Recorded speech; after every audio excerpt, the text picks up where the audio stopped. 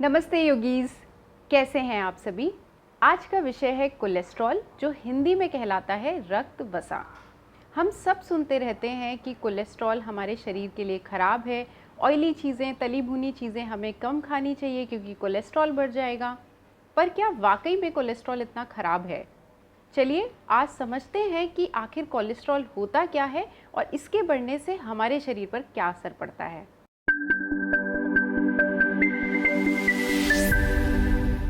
दोस्तों, कोलेस्ट्रॉल बनाने का काम हमारे शरीर में लिवर करता है। कोलेस्ट्रॉल का काम होता है कोशिकाएं बनाना, विटामिन डी बनाना और कुछ ज़रूरी हार्मोन बनाना। क्योंकि ये एक चर्बी यानी कि लिपिड का प्रकार होता है, इस कारण से ये रक्त में खुद से नहीं बह सकता, लेकिन इसे अपना काम करने के लिए ट्रैवल करना पड़ेगा, कोशिकाओं तक जाना पड़ेगा, जिसका माध्यम सिर्फ रक्त होता है। ये काम अच्छे से कर पाए, इसके लिए हमारा शरीर बनाता है लिपोप्रोटीन। इस लिपोप्रोटीन से चिपक करके ये खून में बहता है और अपने सारे काम अच्छे से करता है। अब ये लिपोप्रोटीन भी दो तरीके के होते हैं। एक होता है लो डेंसिटी लिपोप्रोटीन यानी कि LDL, और दूसरा होता है हाई डेंसिटी लिपोप्रोटीन। तो जो लिपोप्रोटीन लो डेंसिटी है उसको कहा जाता है बैड कोलेस्ट्रॉल। जिस LDL के साथ कोलेस्ट्रॉल ट्रैवल करता है, जो मैंने आपको बताया, ये कॉम्बिनेशन होता है बैड कोलेस्ट्रॉल। और बैड कोलेस्ट्रॉल इसको सिर्फ इसलिए कहा गया है क्योंकि जब इसकी मात्रा हमारे शरीर में बढ़ जाती है तो ये हमारी आर्टरीज में जाके चिपकना शुरू कर देता है, जिसके कारण आर्टरीज ब्लॉक होने लगती है और जब सीरियस हो जाता है तो हार्ट अटैक और स्ट्रोक जैसी समस्याएं भी उत्पन्न हो सकती हैं। दोस्तों, जो मेन कारण होता है हमारा बैड कोलेस्ट्रॉल बढ़ने का, वो होता है जब हम अपने वजन पे ध्यान नहीं देते, ज़रूरत से ज़्यादा हमारा बॉडी मास बढ़ जाता है। इसके साथ साथ हमारी जो लाइफस्टाइल है वो बहुत सेडेंटरी है, यानी कि हम पूरे दिन में चलना फिरना तो दूर की बात है, हम बैठे बैठे घंटों निकाल देते हैं। इस तरीके की लाइफस्टाइल ज़्यादा लंबे समय तक रखने से आपको कोलेस्ट्रॉल की समस्या हो सकती है, लेकिन ये सिर्फ 30% कॉन्ट्रीब्यूट करता है। फिजिकल एक्टिविटी के साथ आपका खान पान आपके लिए बहुत इंपॉर्टेंट है। आप किस तरीके का तेल इस्तेमाल कर रहे हैं खाने में, किस तरीके का फैट इस्तेमाल कर रहे हैं, ये हमें बहुत समझना ज़रूरी है कि कोलेस्ट्रॉल ख़राब नहीं है, लेकिन कुछ सिलेक्टिव चीज़ें हैं जो हमारे बैड कोलेस्ट्रॉल को बढ़ाती हैं, जो हमें अवॉइड करनी है। साथ में हमें करना है योग, और इन दोनों के कॉम्बिनेशन से आप अपने जो हार्ट है, आप अपनी आर्टरीज़ हैं, अपने ब्लड सर्कुलेशन को अच्छा और मजबूत रख सकते हैं। आप स्क्रीन पर एक टेबल देख रहे होंगे, क्योंकि जो बच्चे होते हैं और एडल्ट्स होते हैं उनका कोलेस्ट्रॉल का लेवल अलग अलग होता है। तो अगर मैं LDL की बात करूं तो जो वयस्क होते हैं, एडल्ट्स होते हैं, उसमें 60 से कम रहना चाहिए, और जो बच्चे होते हैं उसमें 40 से कम होना चाहिए। तो जब हमारी ब्लड रिपोर्ट आती है तो हमें उसे पढ़ना आना चाहिए कि उसमें क्या चीज़ है जो हमें कंट्रोल में करनी है। वैसे तो डॉक्टर बताता है, लेकिन खुद की जानकारी और अवेयरनेस बहुत ज़्यादा अच्छी होती है। तो ये जो टेबल है मैं आपको डिस्क्रिप्शन में भी डाल दूँगी, आप इसे ऑनलाइन भी देख सकते हैं और समझ सकते हैं कि LDL HDL क्या होता है, किसकी क्या लिमिट हमारे शरीर को आवश्यक होती है। तो चलिए अब हम योग से शुरू करते हैं। वीडियो के अंत में मैं आपको कुछ रेमेडीज़ बताऊंगी, कुछ खाने पीने से चीज़ें जो रिलेटेड हैं वो बताऊंगी, जो आपको कोलेस्ट्रॉल में हेल्प करेंगी। तो चलिए योग से सबसे पहले शुरू करते हैं। सबसे पहले आपको करना है थोड़ा कार्डियो, जिसके लिए सन सैल्यूटेशन यानी कि सूर्य नमस्कार सबसे अच्छा होता है। तो आप 6 से 10 राउंड सूर्य नमस्कार के करेंगे, और जब बॉडी वार्म अप हो जाएगी उसके बाद आप करेंगे ये आसन, जिसमें सबसे पहला है पश्चिम उत्तान आसन, फॉरवर्ड फोल्ड, जो बैठ के हमें करना है। तो सबसे पहले मैं दंडासन में इस तरीके से बैठूंगी। तो दंडासन में सबसे पहले बैठना अच्छे से आना चाहिए, जिसके लिए आपको अपनी थाइज़, अपने जो घुटने हैं, अपनी जो ये पंजे हैं, सीधे सामने निकाल के रखने हैं और ज़मीन से लगा के रखने हैं। इसके बाद आपको ध्यान रखना है कि आप अपने हिप बोन पर ही अच्छे से बैठे हों। तो सांस भरेंगे और एक्सेल करना शुरू करेंगे। अगर आप इस तरीके से अपने हाथों को ला सकते हैं तो ठीक है, नहीं तो पीछे भी रख सकते हैं, और यहाँ पे आप रुकेंगे। 2 3 4 5। सांस भरें, सामने देखें और धीरे से फिर आ जाएं ऊपर। तो जैसे मैंने आपको एक बार करके दिखाया, अगर आप इस तरीके से पूरा नहीं कर सकते हैं तो आपको क्या करना होगा, हाथों को आगे रखेंगे और इस तरीके से बस फोल्ड कर लेंगे, पीछे चले गए। तो ये हुआ पश्चिमोत्तानासन। फिर दंडासन से ही दूसरे आसन कर लेंगे, जानु सिरासन, जो कि एक पैर के साथ फोल्ड होना होता है इसमें। तो आपने एक पैर को फोल्ड कर लिया, जैसे मैंने लेफ्ट को किया हुआ है, राइट को आगे निकाला हुआ है, और फिर क्या करेंगे, जो चेस्ट है उसको सामने की तरफ निकाल के रखें, सिटिंग बोन पर अच्छे से अपने आप को बिठाएं ताकि आपका ये जो पैर है वो सीधा रहे। और आपको फोल्ड हमेशा यहाँ से होना है, तो आपको अपनी ये चीज़ नहीं झुकानी है, क्योंकि फिर आपके आसन का असर नहीं आएगा।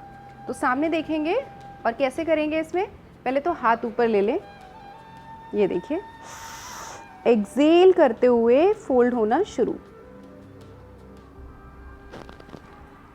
अब यहाँ पे रुकेंगे, 2 3 4 5, इनहेल अप, ऊपर चलते जाएं और एक्सेल करके हाथ नीचे और रिलैक्स हो गए। पश्चिमोत्तानासन में जो आपका असर है वो पूरे इस वाले हिस्से पर आएगा। जब जानु सिरासन करते हैं तो हमारे इस हिस्से पर आता है, तो ये हमारे किडनीज और इंटरनल ऑर्गन के लिए भी अच्छा है। हमारे ऑर्गन्स के ऊपर भी जो चर्बी आती है उसके लिए ये 2 आसन बहुत ज़्यादा अच्छे हैं। तो चलिए दूसरी तरफ कर लेते हैं।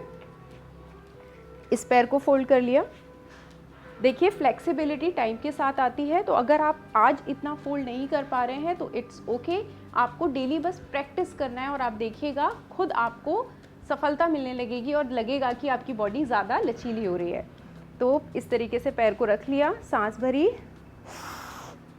और एक्सेल करते हुए धीरे धीरे नीचे जाना शुरू हो जाएंगे।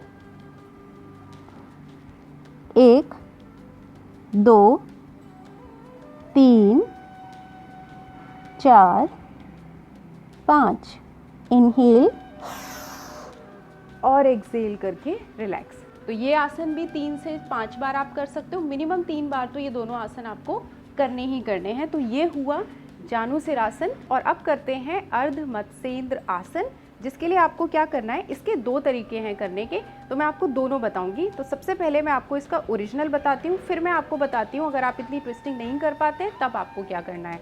तो देखिए, सबसे पहले तो आप इसमें, मैं आपको साइड से दिखा देती हूँ, एक पैर जो है आपका वो इस तरीके से फोल्ड हो जाएगा और जो दूसरा वाला पैर है वो इसके ऊपर आएगा।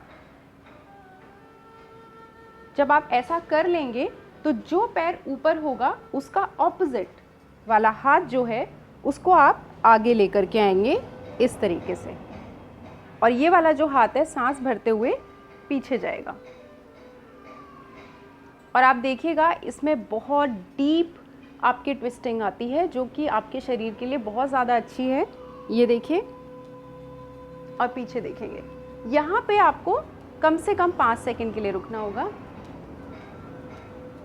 2 3 4 5, सांस भरें और एक्सेल करते हुए वापस।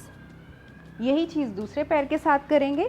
ध्यान सिर्फ एक ही चीज़ रखनी है कि जो पैर ऊपर होता है उसका ऑपोजिट वाला हाथ उसके ऊपर रख के हम ट्विस्टिंग करते हैं।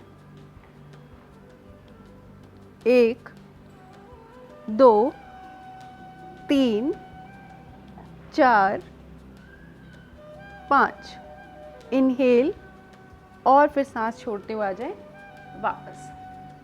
इस आसन को अगर आप ऐसे ना कर पाएँ, क्योंकि कई बार क्या होता है अगर हमारा टमी बाहर है तो ये वाला जो आसन है करने में दिक्कत आती है। इसको आसानी से करने के लिए एक तरीका है कि पहले आप दंडासन में बैठ जाएं और पैर को इस तरीके से फोल्ड कर लें। ठीक है, ये थोड़ा आसान वर्जन है। और फिर वही चीज़ जो ऑपोजिट वाला हाथ है उसको यहाँ पे रखा और हो गए ट्विस्ट। 1 2 3, देखिएगा पीठ एकदम सीधी रखनी है आपको, और 5, सांस भरें और छोड़ते हुए सर को घुमाते हुए आसन से बाहर आ जाएं। यही चीज़ दूसरे पैर के साथ कर लेंगे। तो ये देखिए, थोड़ा सा इसको धक्का दिया, यहाँ पे हाथ रखा, अच्छे से ट्विस्टिंग, और असर वैसा ही आएगा। ये ध्यान रखें कि आपकी पीठ सीधी हो। 1 2 3 4 5, सांस भरें और छोड़ते हुए आ जाएं आसन से बाहर। ये देखिए, तो ये हो गया हमारा तीसरा आसन। तो सूर्य नमस्कार किया, ये 3 आसन किए। चौथा आसन जो हम करेंगे वो है सलभ आसन, जिसके लिए हम पेट के बल लेट जाएंगे। तो सलभ आसन के भी कई वेरिएशन हैं करने के लिए। तो हम क्या करेंगे, देखिए हाथों को पीछे रख देंगे। ये वाले जो हाथ हैं, देखिए पंजे मेरे किस तरीके से खुले हुए हैं और मैं सामने देखूंगी। इनहेल करके हमें अपने पैरों को उठाना है। ध्यान रखिए हमारे जो अंगूठे हैं वो सामने की तरफ तने हुए हों, एकदम एक्टिव हो। इनहेल, रुकेंगे यहाँ पे 3 सेकेंड। 1 2 3, सांस भरें और एक्सेल डाउन। Very nice. तो यही चीज़ हमें 3 बार रिपीट करनी है। फिर से कर लेते हैं। 1 2 3 4 5। तो अभी 5 सेकंड के लिए रुक गए। ये 10 सेकंड भी कर सकते हैं, मिनिमम 3 सेकंड करना है। चलिए तीसरी बार करेंगे। 1 2 3 4 5। एक्सेल करते हुए नीचे। इसके बाद आपको उठ के वापस आना है और अब लेटना है हमें पीठ के बल। जो आखिरी आसन है उत्तान पादासन। उत्तान मतलब उठाना, पादासन मतलब आपके पैर। तो आप समझ जाइए कि हमें लेटना है और अपने पैरों को उठाना है। अब देखिए, इसको करने के अलग अलग तरीके हैं कि या तो आप हाथों को साइड में रखें, या फिर अपने हिप के नीचे दबा के रखें, या फिर अपने सर के नीचे इस तरीके से रखें, जो आपको कंफर्टेबल लगे।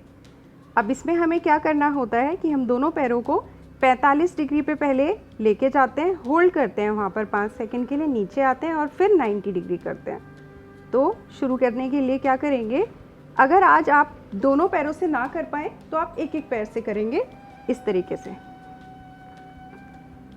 1 2 3 4 5। नीचे आ जाएं, दूसरा पैर लेके जाएं। 1 2 3 4 5। यही चीज़ 3 बार कर लें।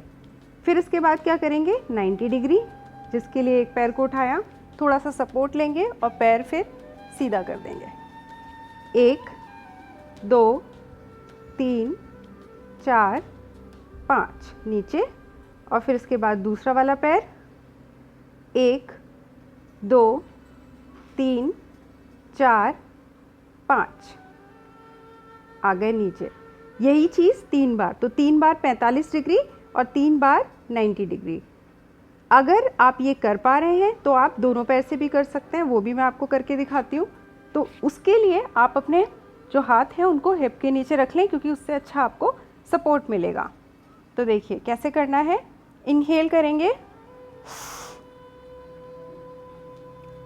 1 2 3 4 5। सांस भरें और एक्सेल करते हुए नीचे लेके आ गए। रिलैक्स करें।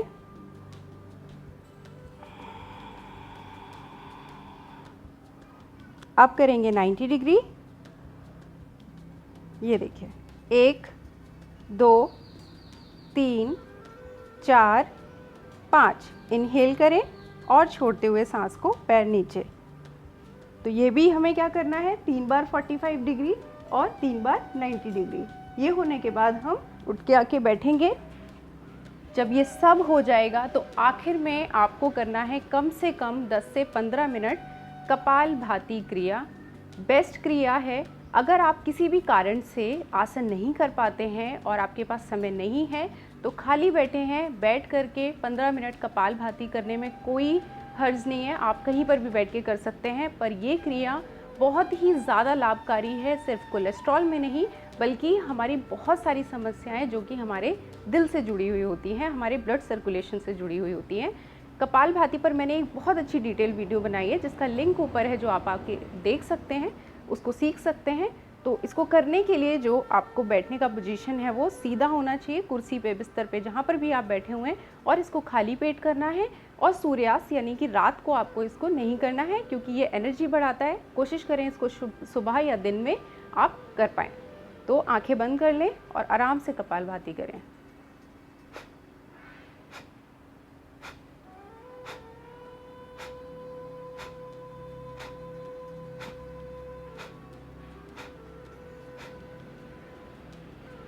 अगर आपका कोलेस्ट्रॉल ज़्यादा आया है तो ये 3 रेमेडीज़ हैं जो आप घर पे ट्राई कर सकते हैं। पहली रेमेडी में आपको क्या करना है, इसको आप एक ड्रिंक बनाना बोलते हैं, कॉन्कॉक्शन बोलते हैं इसको इंग्लिश में, जिसमें आप लहसुन जो गार्लिक होता है उसकी 1-2 कली कुचल के और अदरक वो भी कुचल के छील करके आप पानी में थोड़ा सा बॉईल करते हैं।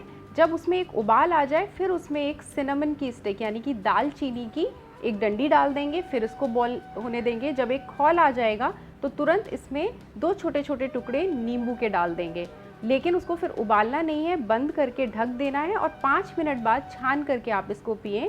गार्लिक, जिंजर, ये जितने भी चीज़ें इसमें जा रही हैं ये आपके कोलेस्ट्रॉल के लिए बहुत अच्छी है। तो अगर आपको कोलेस्ट्रॉल की समस्या है या हार्ट से रिलेटेड कोई भी कंडीशन है तो ये ड्रिंक आप ज़रूर पिएं। ये आप मॉर्निंग में पी सकते हैं या नाश्ते के बाद पी सकते हैं, लेकिन ध्यान रखें कि बहुत भरे हुए पेट के साथ ना पिएं। दूसरा जो रेमेडी है वो है आंवला। आंवले का जूस पी सकते हैं, आंवले का अर्क ले सकते हैं। आंवला अपने खाने में ज़्यादा लें, वो आपके लिए अच्छा है। और तीसरी रेमेडी है लौकी का जूस। जी हाँ, बहुत ही ज़्यादा अच्छा होता है, प्रूवन है। लौकी में बहुत सारे ऐसे न्यूट्रिएंट्स होते हैं जो हमारे कोलेस्ट्रॉल के लिए अच्छे हैं। सिंपल लौकी को आप ग्राइंड करके कपड़े में छान के भी कर सकते हैं, नहीं तो अगर आपके घर में जूसर है तो उसमें कर सकते हैं, और या फिर आप लौकी की सब्ज़ी या लौकी को ज़्यादा अपने खाने में इस्तेमाल करें। तो ये रेमेडीज़ हो गई। इसके अलावा जो हम तेल इस्तेमाल करते हैं दोस्तों, हर तरीके का तेल अलग अलग होता है, तो हमें सैचुरेटेड फैट से बचना है। इन सब चीज़ों के बारे में आगे कभी समय मिला तो मैं ज़रूर जानकारी दूंगी, बट अभी आप ये समझ लीजिए कि हमें अनसैचुरेटेड फैट खाना चाहिए। तो जो तेल हम लेते हैं उस तेल को हमें ध्यान में रखना है, जिससे हमारी सब्ज़ी बनती है वो अनसैचुरेटेड फैट से बनी हुई हो। तो स्क्रीन पर कुछ मैं लिस्ट डाल रही हूँ, ये तेल आप देख लें। तो जब मार्केट में ख़रीदे तो देख लें आप कौन सा तेल ले रहे हैं। वैसे olive oil, rice bran oil, canola oil, ये जो ऑयल हैं ये आपके सेहत के लिए अच्छे हैं, पर ऑयल चाहे कोई भी हो, ज़्यादा क्वांटिटी में आपके लिए बिल्कुल अच्छा नहीं होता है। इसके साथ अपने खाने में आप ओट्स, सोयाबीन ये ज़्यादा लें और डेयरी प्रोडक्ट्स थोड़े कम करें। डेयरी प्रोडक्ट्स में जो बटर और जो लिपिड्स होते हैं वो हमारे कोलेस्ट्रॉल के लिए अच्छे नहीं हैं। तो अगर आपको ऐसी शिकायत है तो कुछ चीज़ें आपको अवॉइड करनी है और कुछ चीज़ें ज़्यादा लेनी है। कलरफुल जो सब्जियां होती हैं वो आपको ज़्यादा लेनी है, उनमें एंटीऑक्सीडेंट्स होते हैं, विटामिन्स होते हैं जो हमारे शरीर के लिए बहुत ज़रूरी हैं। तो वो सब आपको पता है कि कौन सी चीज़ें हमें खानी चाहिए, कौन सी नहीं। बट तेल का इस्तेमाल जो है आप ज़रा जांच परख के करें। तो ये चीज़ें आप कर सकते हैं अपने कोलेस्ट्रॉल को कंट्रोल में करने के लिए। पर जैसा मैं हमेशा कहती हूँ, चाहे आप कुछ भी करें, योग को अपनी लाइफ में ज़रूर इंट्रोड्यूस करें। तो दोनों चीज़ें करें और मुझे फीडबैक दें कि आपको कैसा लगा। आशा करती हूँ कि आज का वीडियो आपको पसंद आया हो। फिर किसी और टॉपिक के साथ आपको दोबारा मिलने आऊँगी, तब तक के लिए नमस्ते।